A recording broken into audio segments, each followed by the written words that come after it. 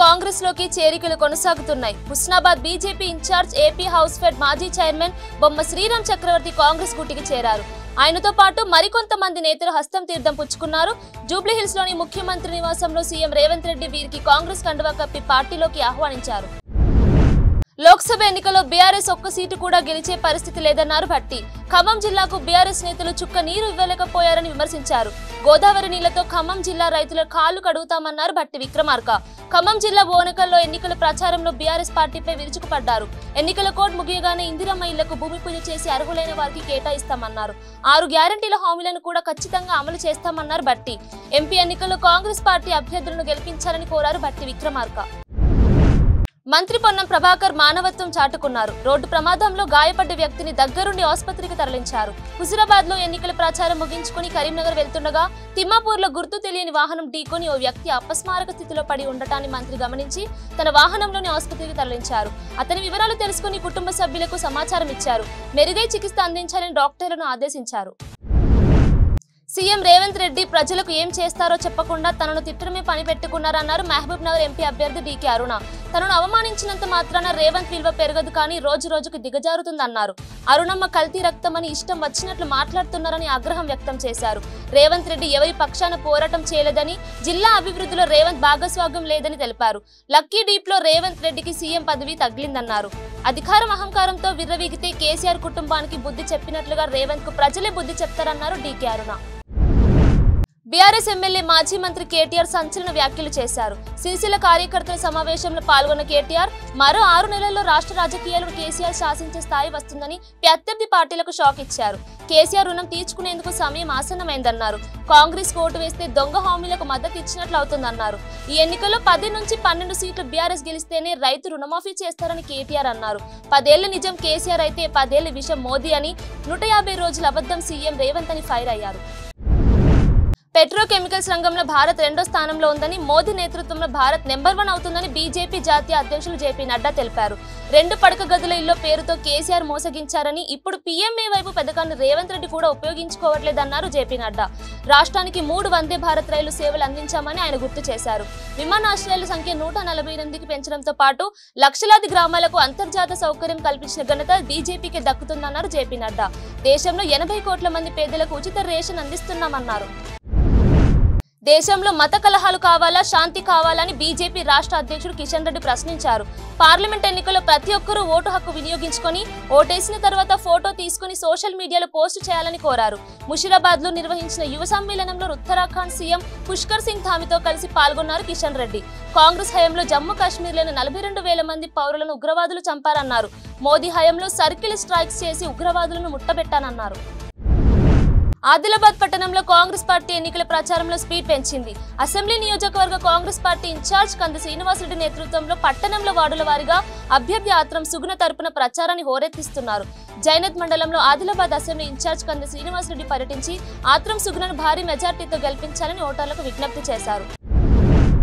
జోగులాంబ గద్వాల జిల్లా ఐజా పట్టణంలో పెద్ద వాగుపై నిర్మిస్తున్న అంతరాష్ట్ర బ్రిడ్జి పనులు పూర్తి చేసి అందుబాటులోకి తేవాలని గ్రామస్తులు డిమాండ్ చేశారు. జిల్లా కలెక్టర్ కార్యాలయానికి వెళ్లి కలెక్టర్కు వినతి పత్రం అందజేశారు. ఏడాది కిందట పెద్ద వాగుపై ఉన్న అంతరాష్ట్ర బ్రిడ్జిని కూల్చేసి పనులు చేపట్టారన్నారు. ప్రత్యామ్నాయంగా అప్రోచ్ రోడ్ లేకుండా బ్రిడ్జిని కూల్చి ఒక చిన్న గల్లీ నుండి వాహనాలు మళ్లించడంతో తీవ్ర ఇబ్బందులు ఎదుర్కొంటున్నారని ఆరోపించారు. బ్రిడ్జి పనులు మిగిలిన 10% పూర్తి చేసి త్వరగా నెల రోజుల్లో అందుబాటులోకి తేవాలని వారు డిమాండ్ చేశారు. ఎన్నికల ప్రచారంలో ఖమ్మం బీజేపీ ఎంపీ అభ్యర్థి తాండ్ర వినోద్ రావు దూకుడు పెంచారు. ఎన్నికల ప్రచారంలో భాగంగా పాల్వంచలో రోడ్ షో ప్రచారం నిర్వహించారు. భద్రాద్రి కొత్తగూడెం జిల్లా పాల్వంచ అంబేద్కర్ సెంటర్ కూడలి వద్ద కార్నర్ మీటింగ్ లో తాండ్ర వినోద్ రావు పాల్గొన్నారు. మోడీ పాలనలో దేశమంతా అభివృద్ధి జరుగుతుంటే మన ఖమ్మం జిల్లా అభివృద్ధిలో వెనుకబడిందంటూ విమర్శించారు. ఈ గడ్డబిడ్డనైనా నేను ఇక్కడ పెరిగి ఈ ప్రాంతానికి చెందినవాడిగా, మీ ప్రతినిధిగా మోడీ సైనికుడిగా ఢిల్లీకి పంపిస్తే మన ఊరు మన జిల్లా అభివృద్ధి అవుతుందన్నారు. మంచిర్యాల జిల్లా బెల్లంపల్లి పట్టణంలోని తిలక్ స్టేడియంలో రెడ్ క్రాస్ సొసైటీ ఆధ్వర్యంలో తలసేమియా వ్యాధిపై వాకర్స్ అసోసియేషన్ సభ్యులకు అవగాహన సదస్సు నిర్వహించారు. వివాహానికి ముందే HbA2 రక్త పరీక్షలు చేస్తే ముందే వ్యాధి సంక్రమించే అవకాశాలున్నాయో లేదో తెలుస్తాయని, HbA2 టెస్టుల ద్వారా తలసేమియా, సికిల్ సెల్ వ్యాధిని నివారించవచ్చని తెలిపారు. తలసేమియా, సికిల్ సెల్ అనీమియా వ్యాధిని నివారించేందుకు అందరూ తమ వంతు కృషి చేయాలని సూచించారు. జిల్లా red cross society management committee సభ్యుడు కాసోల శ్రీనివాస్. ఢిల్లీ మద్యం పాలసీ కేసులో జైలు పాలైన బీఆర్ఎస్ ఎమ్మెల్సీ కవితకు కోర్టులో చుక్కెదురైంది. బెయిల్ కోసం ఆమె దాఖలు చేసుకున్న 2 పిటిషన్లను ఢిల్లీ రౌస్ అవెన్యూ కోర్టు కొట్టేసింది. కవితకు బెయిల్ ఇవ్వలేదని స్పష్టం చేసింది. కవిత బెయిల్ పిటిషన్లపై విచారణ ఇప్పటికే పూర్తి కాగా ఇరువైపులా వాదనలు విన్న న్యాయస్థానం తీర్పును రిజర్వ్ చేసింది. కవితకు బెయిల్ ఇవ్వడం కుదరదని పేర్కొంది. వనస్థలిపురంలో గంజాయి బ్యాచ్ రెచ్చిపోయింది. మత్తులో సాగర్ హైవే సాగర్ కాంప్లెక్స్ సమీపంలో 3 వ్యాపారస్తులపై మరణాయుధాలతో దాడి చేశారు. సుమారు 15 మంది యువకులు దాడి చేసి షెడ్లను తగలబెట్టి పరారయ్యారు. వ్యాపారుల షెడ్లను తగలబెట్టడంతో భారీగా మంటలు అంటుకున్నాయి. ఫైర్ సిబ్బంది అక్కడకు చేరుకుని మంటలు అదుపు చేశారు. సమాచారం అందుకున్న పోలీసులు కేసు నమోదు చేసుకుని దర్యాప్తు చేస్తున్నారు. 20 రోజుల క్రితం కూడా ఇదే గంజాయి బ్యాచ్ వచ్చి బెదిరింపులకు పాల్పడి డబ్బులు లాక్కుని వెళ్లారని పోలీసులకు తెలిపారు బాధితులు. స్విమ్మింగ్ ఫీజు తగ్గించినందుకు యువకులపై ఓ ప్రైవేట్ స్విమ్మింగ్ పూల్ నిర్వాహకులు దాడి చేశారు. ఈ ఘటన నిజామాబాద్ జిల్లా మాక్లూరు మండలం మదనపల్లి గ్రామంలో చోటు చేసుకుంది. స్థానికంగా ఉన్న ప్రైవేట్ స్విమ్మింగ్ పూల్ కు నిజామాబాద్ రూరల్ మండలానికి చెందిన తిరుమనపల్లి గ్రామానికి చెందిన రాజేష్, నవీన్, రంజిత్, లింబాద్రి అనే 4 యువకులు మదనపల్లిలోని సుభాష్ గార్డెన్ కు స్విమ్మింగ్ కోసం వెళ్లారు. అక్కడ ధరలను చూసి నివ్వెరపోయారు. దీంతో యాజమాన్యం దగ్గరకు వెళ్లి గత సంవత్సరం తక్కువ ఉన్న ధరలు ఈసారి అమాంతం పెంచేశారని ధర తగ్గించాలని కోరారు. నిర్మల్ జిల్లా కేంద్రంలోని బాగులవాడ వాల్మీకి నగర్లో షార్ట్ సర్క్యూట్స్ తో ప్రమాదవశాత్తు ఓ ఇంటికి నిప్పు అంటుకుంది. మంటలను గమనించిన స్థానికులు మంటలను ఆర్పివేశారు. ఈ ప్రమాదంలో ఇంట్లోని నిత్యావసర సరుకులతో పాటు పలు సామాగ్రి దగ్ధమైంది. ఈ ప్రమాదంలో సుమారు 1,50,000 రూపాయల ఆస్తి నష్టం సంభవించిందని కుటుంబ సభ్యులు ఆవేదన వ్యక్తం చేశారు. మొత్తం కోల్పోయిన రోడ్డున పడ్డామని కాబట్టి రాష్ట్ర ప్రభుత్వం తమను ఆదుకోవాలని కుటుంబ సభ్యులు వేడుకుంటున్నారు.